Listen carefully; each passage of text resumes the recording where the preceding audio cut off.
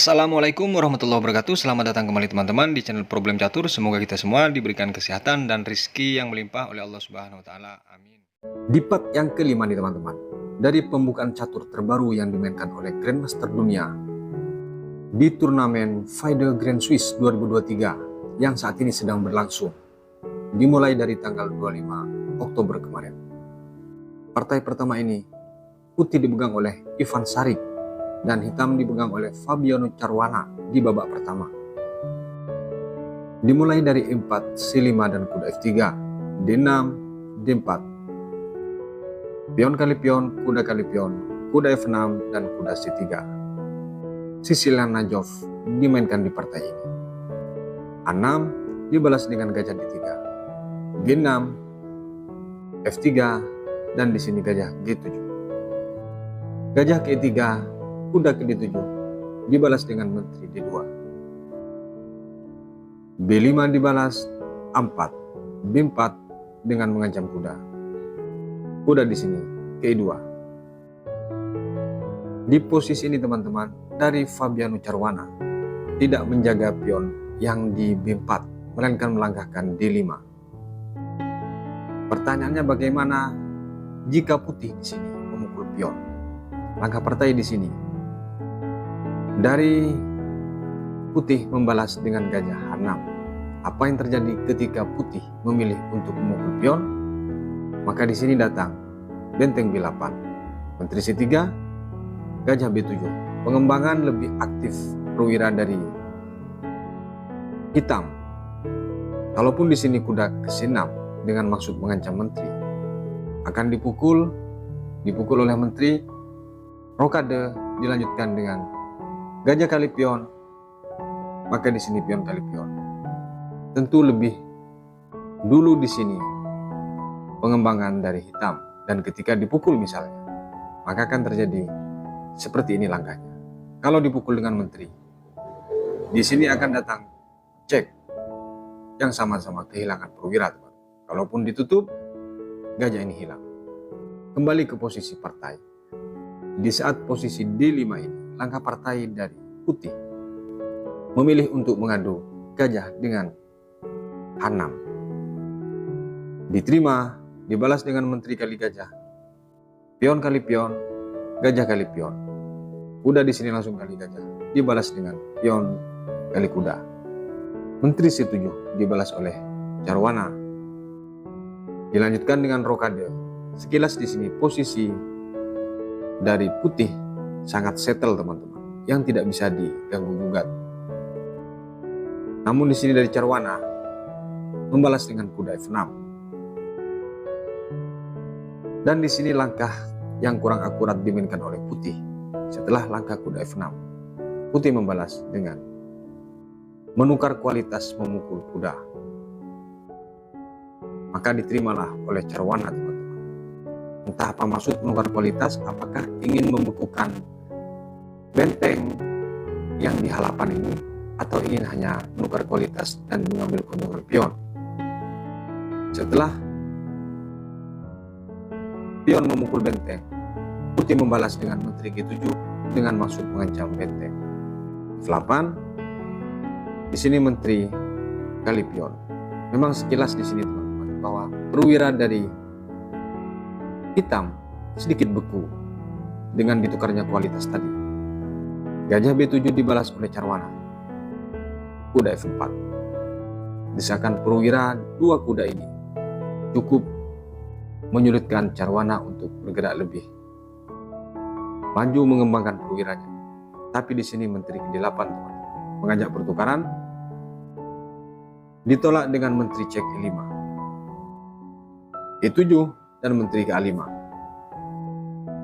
Minimal dari langkah peraduan menteri ini teman-teman, mengalihkan serangan daripada dua kuda berikut dengan menteri. Benteng di sini C8, dibalas dengan kuda D3 oleh putih teman-teman. Bagaimana kalau di sini menteri ke B6? Apakah akurat? Tentu di sini jawaban sederhana dengan benteng C7. Dan tetap tidak bisa tembus. Kalaupun di sini dipaksakan dengan benteng E1, maka Menteri C5 lagi-lagi dipaksa untuk pertukaran. Kembali ke posisi partai di saat benteng di sini C8, langkah dari Ivan Sarik yang memegang buah putih. Kuda ke D3. F5 langsung pengembangan benteng agar bisa punya petak serang di sini. Di sini jika dipukul pion teman-teman, memang ada kemungkinan rencana dari putih dengan ancaman skakster, namun akan didului dengan langkah cek teman-teman, yang memaksa raja ini bergeser. Apakah dia bergeser ke H1 atau ke F1? Maka sekilas di sini walaupun aman menjadi ancaman. Kembali ke posisi partai di saat di sini kuda D3 dibalas dengan F5 oleh hitam. Kuda F4, dia tidak mengambil pion. Pion kali pion, kuda di sini mengancam benteng. Menteri F6 dari Fabiano Caruana di sini berniat untuk mengembalikan kualitas sebenarnya. Namun langkah lu respon dari putih, dia memilih untuk menyelamatkan rajanya dengan membuka H3. Langsung datang benteng F7. Kualitas tidak jadi diberikan, teman-teman. Apa yang terjadi di posisi ini jika menteri memukul B4? Ketika dia memaksakan B4, maka datang dorongan pion menteri E1, F2. Tentu di sini banyak pertukaran, sekaligus ancaman pion yang di G2. Kembali ke posisi partai. Di saat benteng F7, langkah partai di sini benteng E1. Tentu di sini langkah yang kurang akurat dan masuk kategori blunder parah di sini, teman-teman. Selevel GM menanggapi langkah ini yang jelas mutlak akan diambil oleh menteri. Langsung dicek F2 oleh Caruana. H2 dipukul benteng, masih dilanjutkan dengan menteri E5, berharap ada langkah remis yang bolak-balik. Tapi setelah benteng di sini ke E7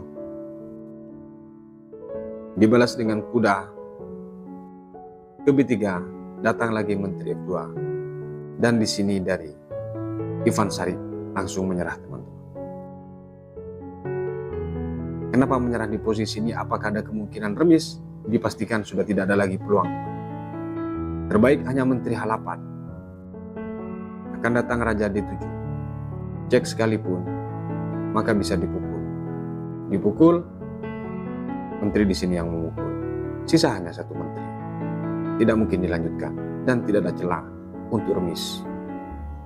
Makanya di posisi menteri F2 dari Ivan Sarik langsung menyerah atas langkah Fabiano Caruana. Kita lanjut ke partai berikutnya. Di partai yang kedua nih, teman-teman, masih di babak pertama Final Grand Swiss. Putih dipegang oleh Duda Jan Christoph dan hitam dipegang oleh Idani Poya.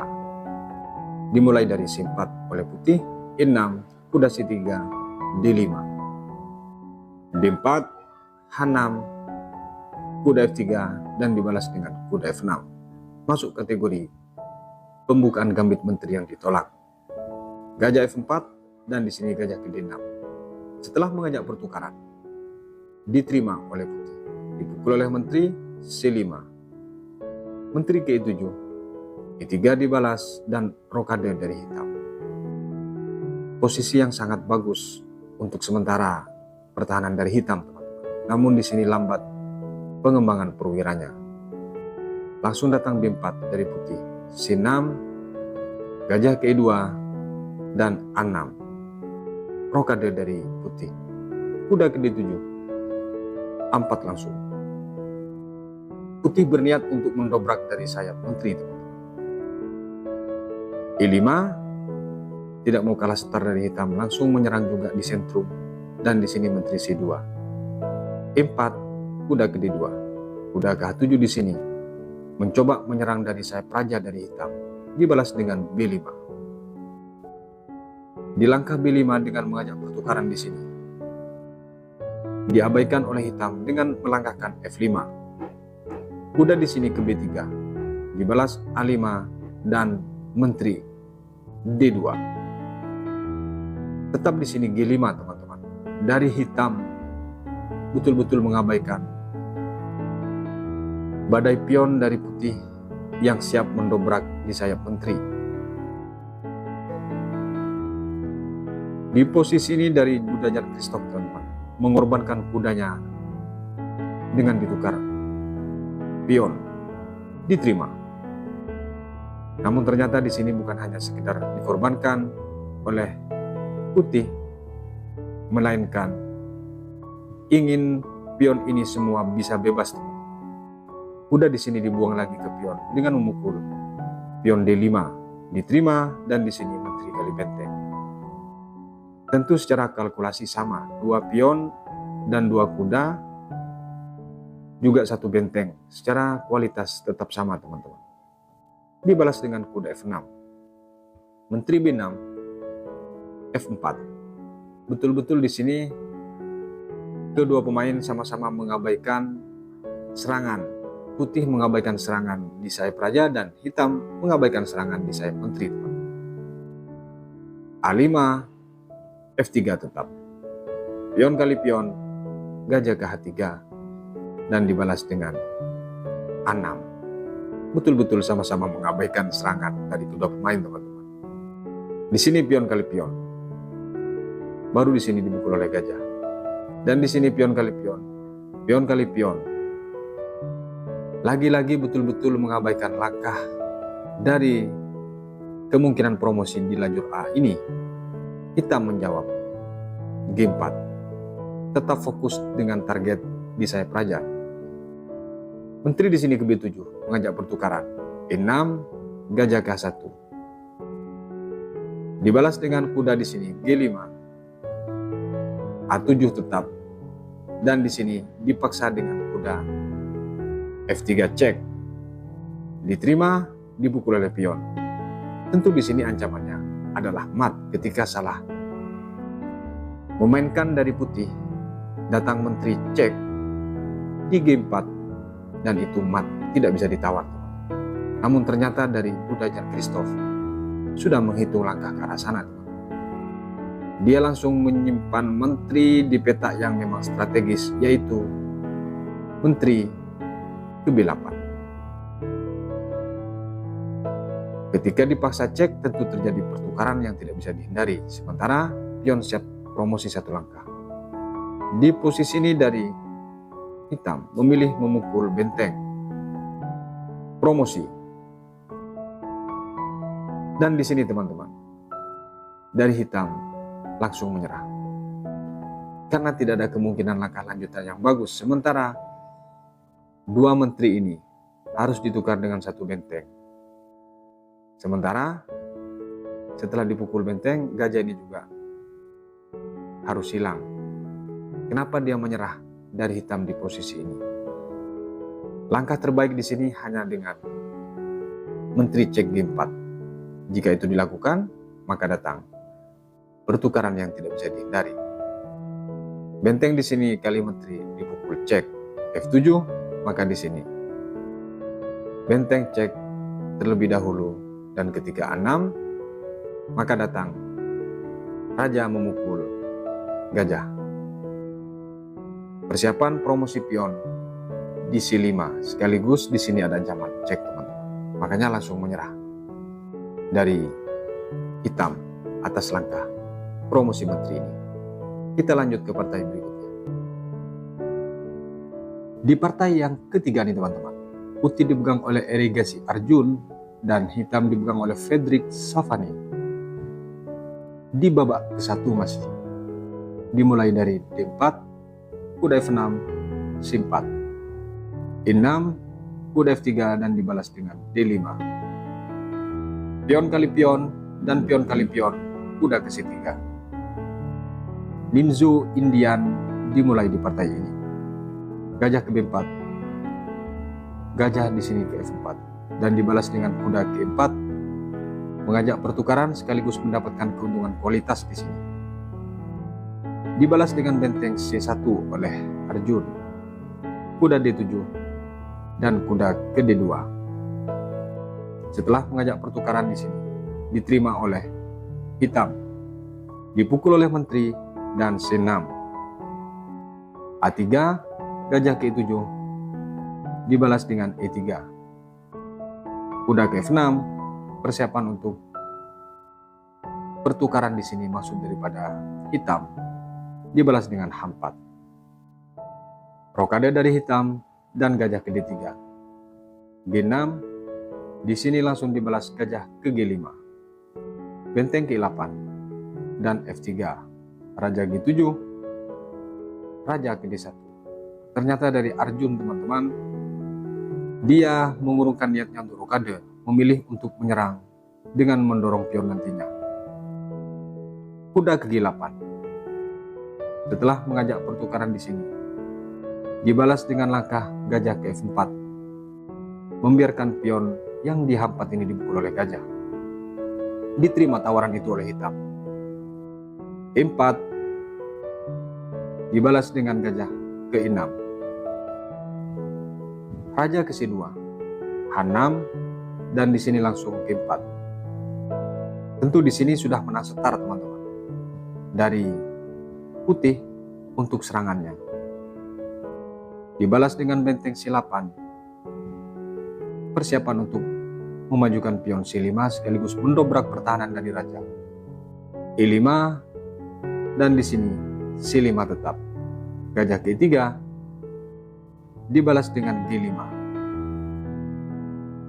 Raja ke B1, pion kali pion, gajah kali pion, kuda ke E7. Di posisi ini, teman-teman, langsung ditukar kualitas oleh Arjun dengan benteng kali gajah. Dipukul oleh pion, benteng K1. Benteng K1 bertujuan dengan mengancam pion dan langsung ancaman cek. Namun di sini, teman-teman, langkah ini masuk kategori blunder. Seandainya kita membalas F4 menjadi bagus. Putih membalas F4 menjadi bagus, bukan benteng yang di H1, teman-teman.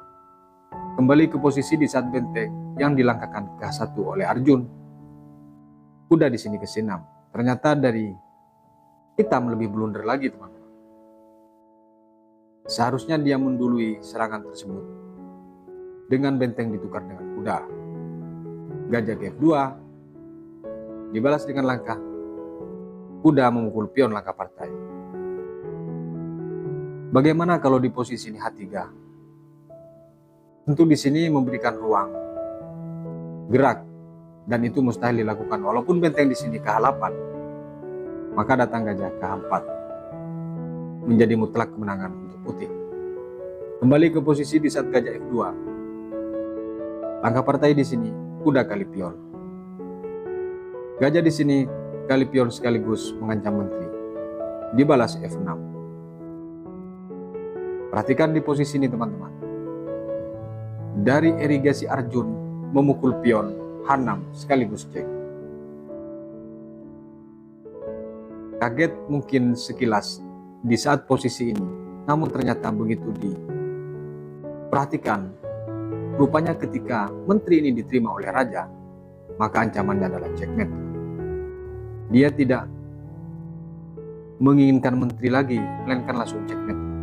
Kembali ke posisi di saat menteri di sini memukul pion cek. Langkah partai hitam membalas F7. Gajah cek, dipukul oleh kuda. Dibalas dengan menteri cek F8. Menteri kali kuda, benteng di sini C6. Gajah langsung kali pion sekaligus mengancam menteri. Dan di sini gajah langsung cek ke F5 untuk mengambil pertukaran tersebut, teman-teman. Diterima oleh putih dengan memukul gajah, dan benteng langsung mukul gajah sekaligus mengancam menteri. Inilah detik-detik dari hitam dipaksa untuk menyerah, teman-teman. Walaupun di posisi ini dari putih kalah kualitas,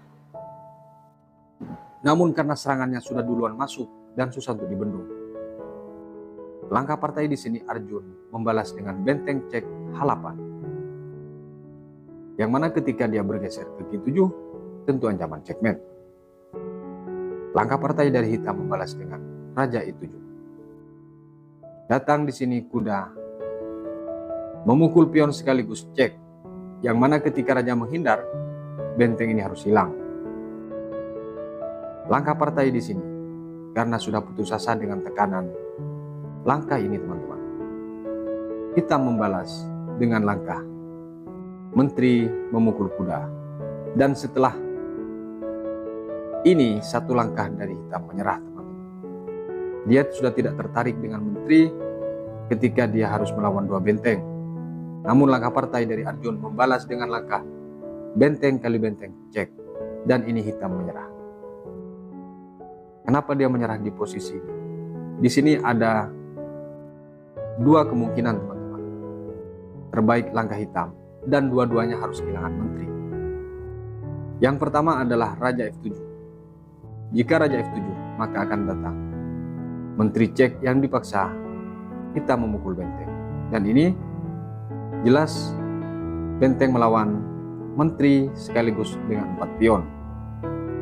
Kemungkinan yang kedua, kalau di sini raja memukul benteng langsung, maka datang langkah seperti ini.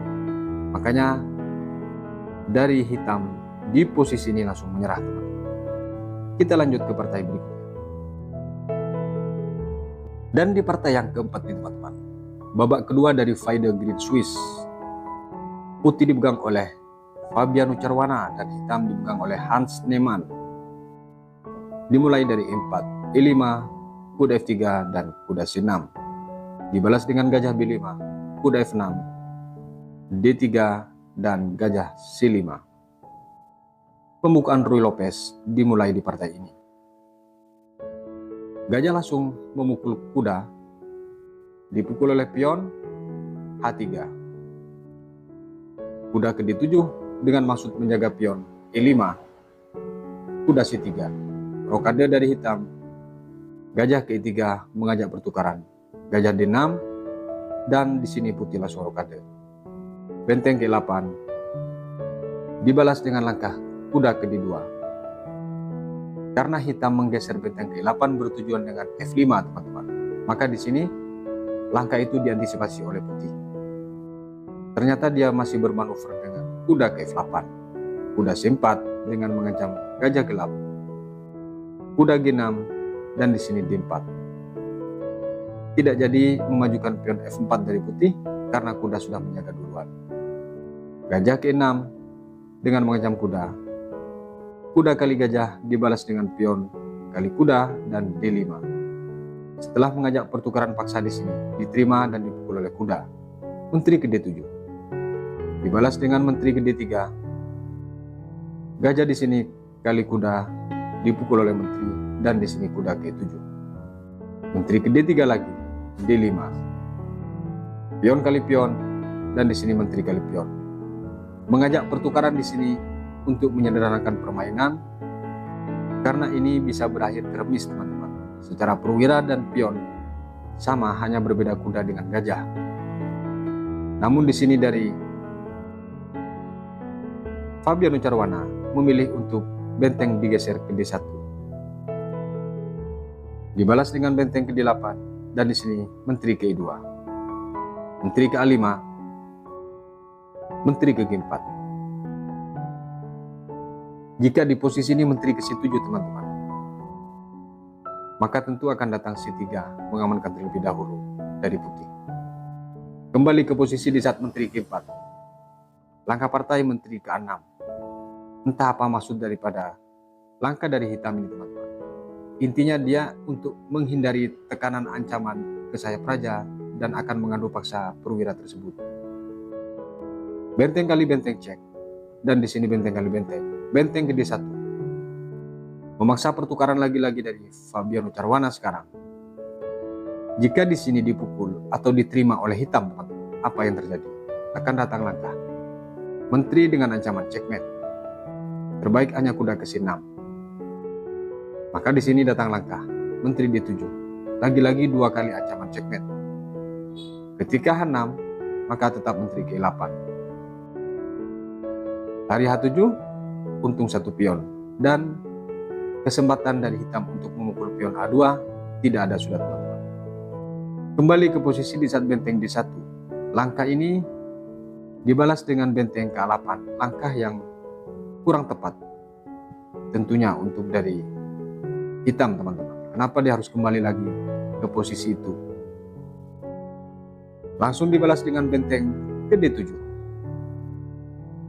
dengan ancaman kuda. G6 dibalas, dan di sini Menteri F3 dengan ancaman F7. Jika di sini kuda ke F4, maka datang G3 yang memaksa kuda ini harus mundur. Kalau dia memaksa cek, tentu percuma.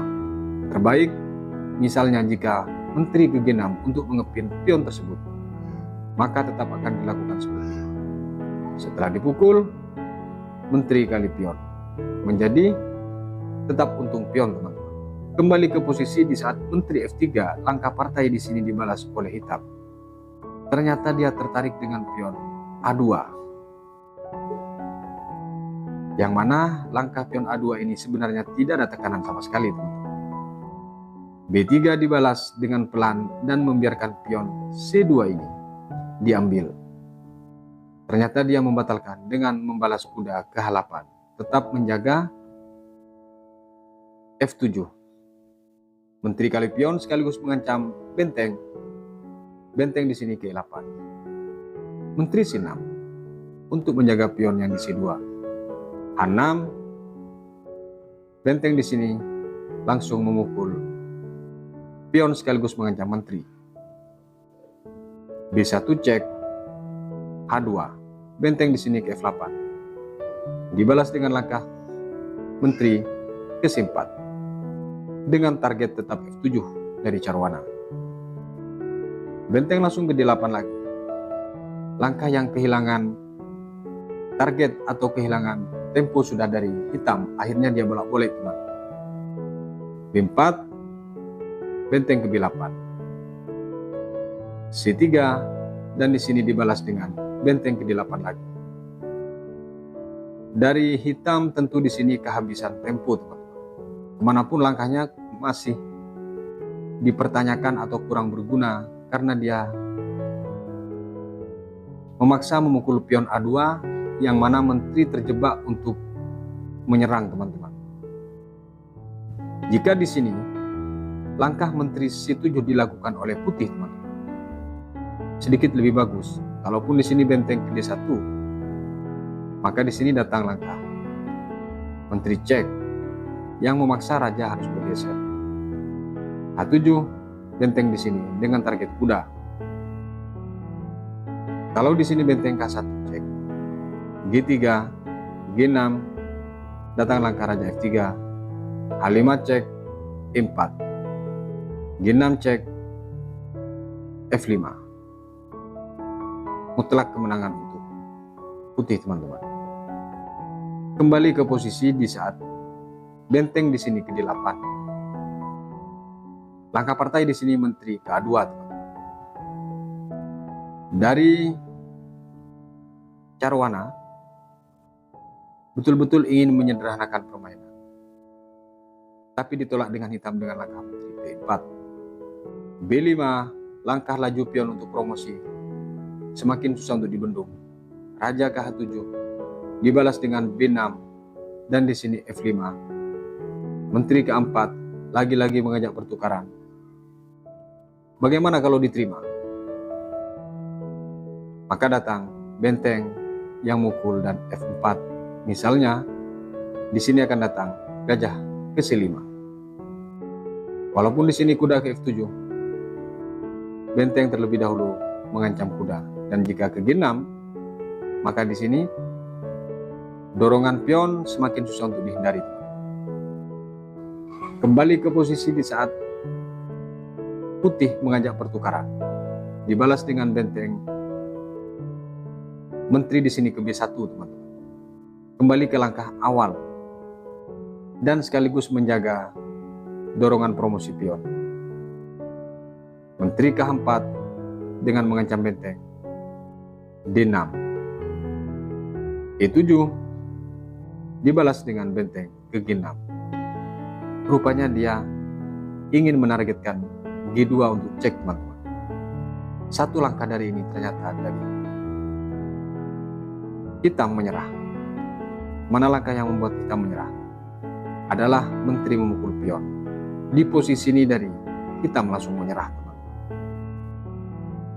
Langkah terbaik di sini hanya menteri F1 dengan ancaman checkmate tentunya. Cukup dibalas dengan G3 dan ini tidak ada celah untuk dipaksakan. Kalaupun dorongan pion, maka menteri akan bertindak. Sementara di sini promosi pion yang di B6 hanya 2 petak lagi. Makanya di posisi menteri di sini kali pion, hitam langsung menyerah, teman-teman. Kita lanjut ke partai berikutnya. Di partai yang kelima ini, dari babak kedua Fide Grand Swiss, putih dipegang oleh Alexandre Pregdi dan hitam dipegang oleh Duda Jan Christophe. Dimulai dari D4, kuda F6, C4, E6, kuda F3. Dibalas dengan D5. Pertahanan semi Slav dimainkan oleh hitam. Kuda C3 dan di sini pion kali pion. E4, gajah ke B4. Dibalas dengan langkah gajah kali pion dan di sini kuda kali pion. Sekaligus ancaman kuda yang di C3 berikut kualitas rokade dari putih membiarkan ancaman tersebut. Ternyata kuda kembali ke F6, teman. Menteri ke C2 dan di sini rokade dari hitam. Benteng D1 dibalas dengan kuda ke D7. Kuda di sini ke E5 mengajak pertukaran. Gajah ke E7, benteng D3 dan kuda ke B6. Gajah B3, kuda di sini langsung ke D5 dengan mengajak pertukaran. H3 benteng, langsung ancaman checkmate dari Alexandre Pregdi, teman-teman.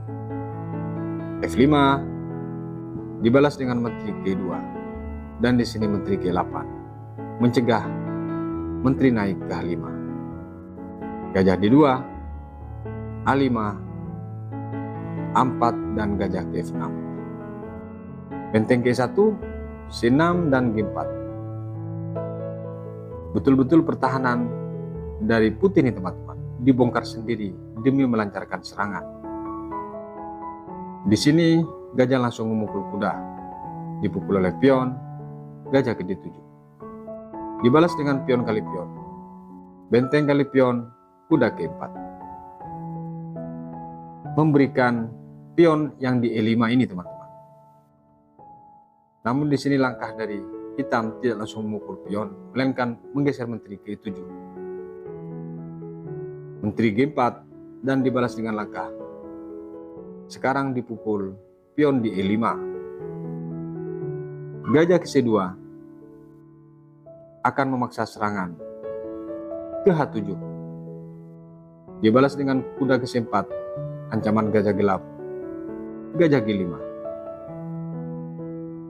Menteri ke B4. Diancam balik mengancam di sini dari hitam. Benteng ke E2 dan dibalas dengan G6. Menteri ke-4, H5 dan menteri G3. Hitam langsung mengambil pion yang di B2. Kuda ke F6 cek. Dibalas dengan G7 dan di sini teman-teman perhatikan. Datang langsung kuda memukul pion H5 cek. Yang membuat langkah hitam sudah serba salah. Jika di sini raja ke F8, maka datang menteri F3. Masih bisa ditutup dengan benteng dan pasti dipukul dengan gajah. Jika di sini, di posisi ini, dipukul, maka dia harus kehilangan menteri. Sekaligus ancaman checkmate, teman-teman. Kembali ke posisi di saat kuda di sini cek, langkah partai di sini betul-betul diterima. Namun langkah dari Alexander Pregdi tidak tertarik dengan menteri, teman-teman. Dia memilih gajah cek ke H6, yang mana ketika dipukul langsung checkmate. Akhirnya dia memilih raja menghindar ke F7.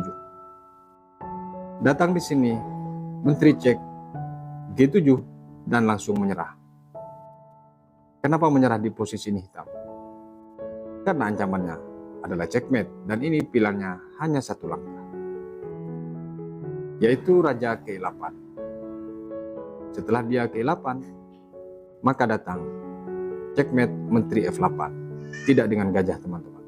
Makanya di posisi ini dari Duda Christoph langsung merebahkan raja, teman-teman. Kita lanjut ke partai berikutnya.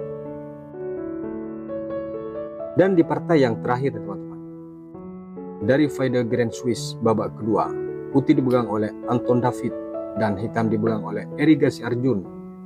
Dimulai dari scene 4, E6, G3, D5. Gajah G2, kuda ke F6. Pembukaan Inggris dimulai oleh putih. Kuda F3, D4, dan D3.